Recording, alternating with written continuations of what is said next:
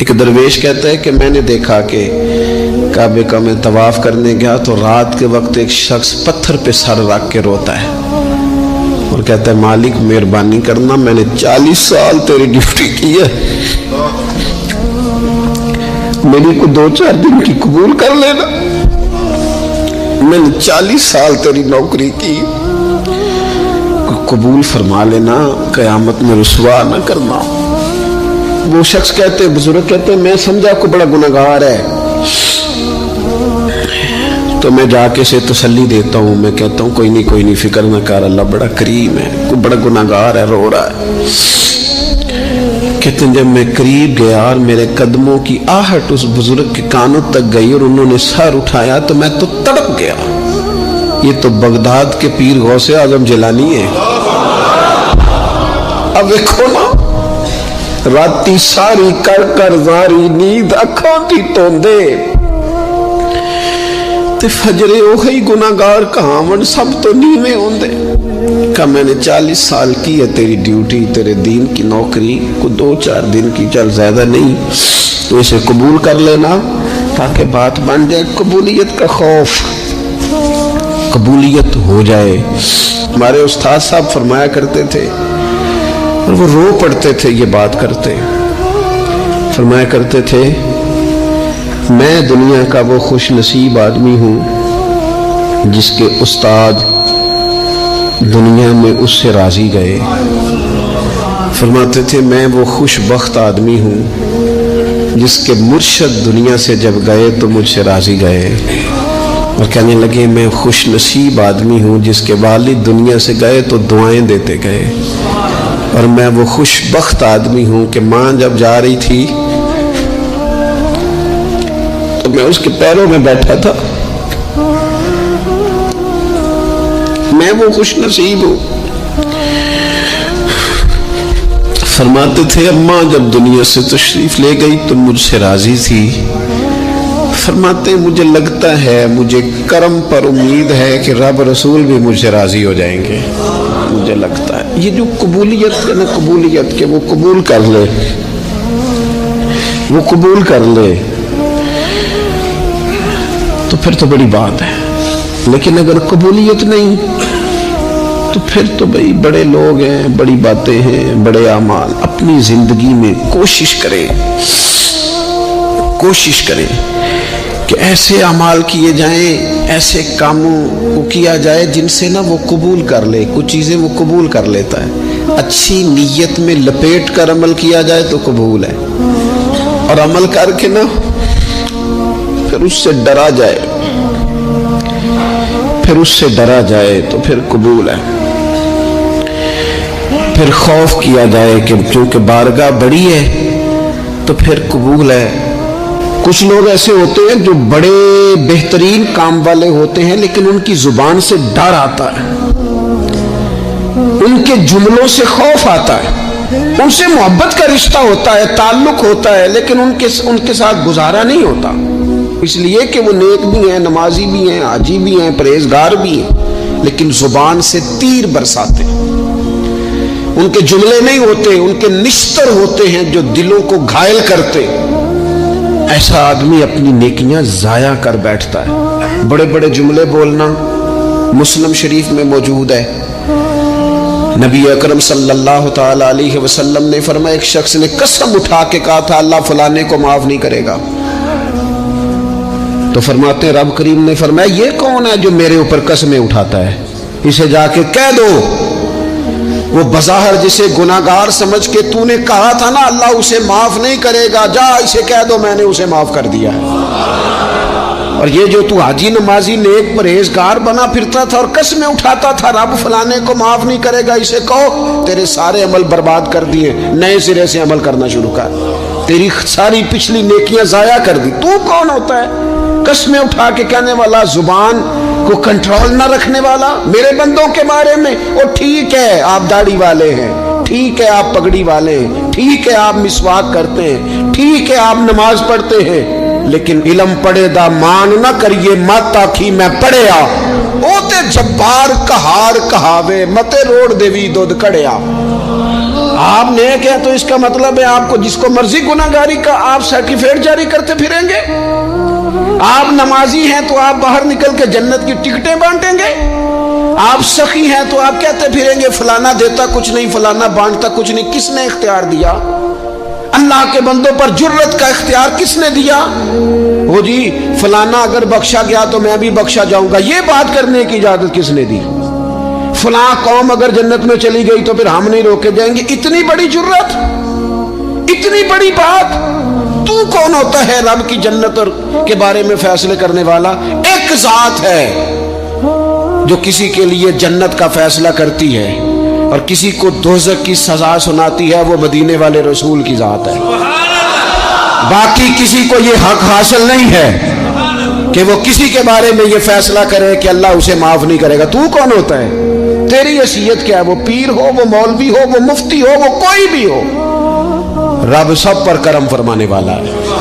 کسی کو اجازت نہیں کسی کے بارے میں یہ ڈگری جاری کرنے کی، کسی کو اجازت نہیں۔ لہذا یہ کمزور باتیں کرنا، یہ کچی باتیں کرنا اور جناب نیکی کر کے تو پھر بڑے بڑے بول بولنا، کس نے اجازت دی؟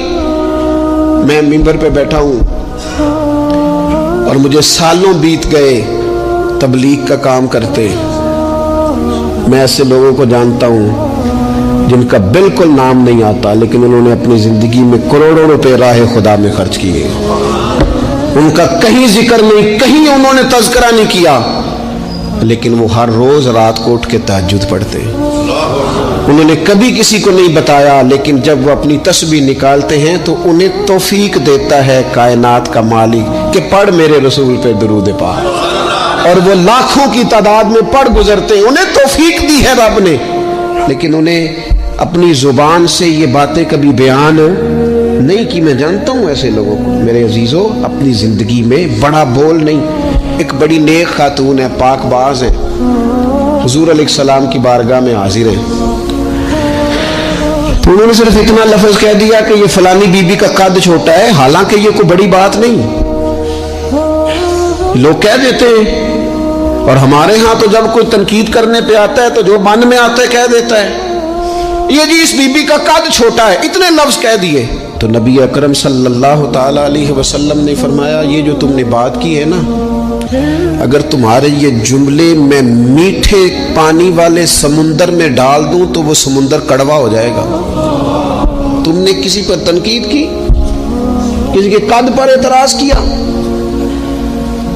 یہ تعلیم امت کے لیے حضور نے بات ارشاد فرمائی، ورنہ وہ خاتون ان کی تو بڑی عظمت ہے، لیکن رسول اللہ صلی اللہ تعالی علیہ وسلم نے ہمیں بتایا، ہمیں سمجھایا، ہمیں سکھایا کہ تم اپنے بول کی وجہ سے، اپنے لفظوں کی وجہ سے اپنی نیکیاں ضائع نہ کر بیٹھنا، دعوے نہ کرتے پھرنا زندگی میں کہ میں نے یہ کر دیا، میں نے وہ کر دیا، میں نے بڑے انقلاب برپا کر دیے، او جی اللہ کا فضل ہے جی، اللہ نے بڑی توفیق دی ہے جی، ڈیرے پہ بڑے لوگ روٹی کھاتے ہیں جی، دسترخوان میں نے لگایا ہوا ہے جی، فلانے کے ساتھ بھی میں، او بس کر یار، تو کسی کو کیا دے سکتا ہے؟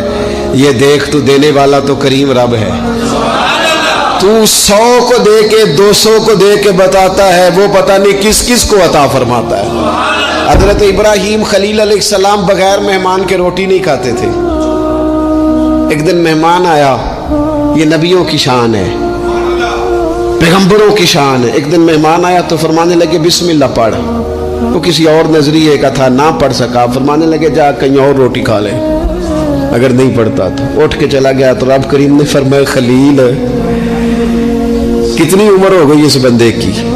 مالک بوڑھا ہو گیا ہے، فرمایا اس نے کبھی میرا نام نہیں لیا، میں نے تو ٹکر کبھی بند نہیں کیا، میرے نے کبھی بند کیا، میں تو دیتا ہوں، عطا کرتا ہوں۔ یہاں لوگ کہتے ہیں جا تیری تنخواہ کاٹی گئی، یہاں لوگ کہتے ہیں جا تیرے اتنے دن کے فلاں معاملات ختم ہو گئے، جا نکل ادھر سے، میں دیکھتا ہوں کون تجھے روٹی پہ رکھتا ہوں، بس کر، واللہ خیر الرازقین، رزق دینے والا اور بہتر دینے والا میرا رب کریم ہے۔ اس لیے بڑے جملے نہیں، میرے نبی اکرم صلی اللہ تعالی علیہ وسلم نے فرمایا بے شک بڑے بول اور بری عادتیں تمہارے نیک اعمال کو اس طرح بگاڑ دیتی ہیں جس طرح سرکہ شہد کو بگاڑ دیتا ہے۔ لہذا میرے دوستو، عمل کرنا ہے پھر اسے چھپانا ہے، کیونکہ جس چیز کو بندہ چھپاتا ہے نا اسے قیمتی سمجھتا ہے۔